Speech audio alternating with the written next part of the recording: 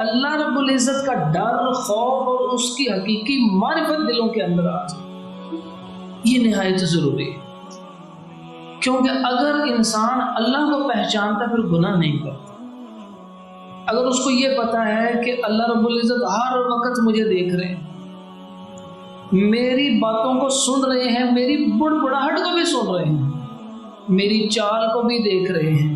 میرے دل و دماغ کے اندر جو خیالات ابھر رہے ہیں، اللہ انہ علیم بذات الصدور اس کو جانتے ہیں، تو اب آپ بتائیے کوئی بندہ گناہ کر سکتا؟ کسی جگہ کے اوپر آپ جائیں، ہر جگہ کیمرے ہی کیمرے لگے ہوتے ہیں اور اس کے اندر وائس ریکارڈنگ بھی ہو رہی ہے، آپ کو آبزرو کیا جا رہا ہے، انسان بڑے محتاط انداز کے اندر بات کرتا ہے، چلتا ہے، کوئی خرابی نہیں کرتا۔ جو مستقل جرم کرنے والا ہے وہ ارد گرد کیمرے بڑے بڑے دیکھتا ہے تو وہ بھی سیدھا ہو جاتا ہے، کہتا ہے نہیں انہیں جرم نہیں کرنا۔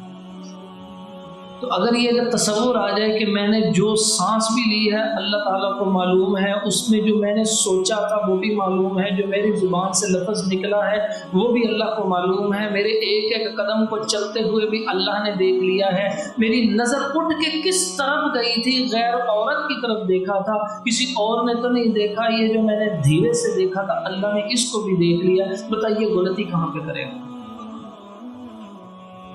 اس کو جب یہ تصور ہو جائے گا ان السمع والبصر والفؤاد كل اولئک کان عنہ مسئولا، ہر چیز کے بارے میں سوال ہو، انسان کے ہاتھ بول بول گواہی دیں گے، پاؤں بول بول گواہی دیں گے، تو انسان تو گناہ نہیں کرے گا۔ تو انسانوں کو گناہوں سے روک کے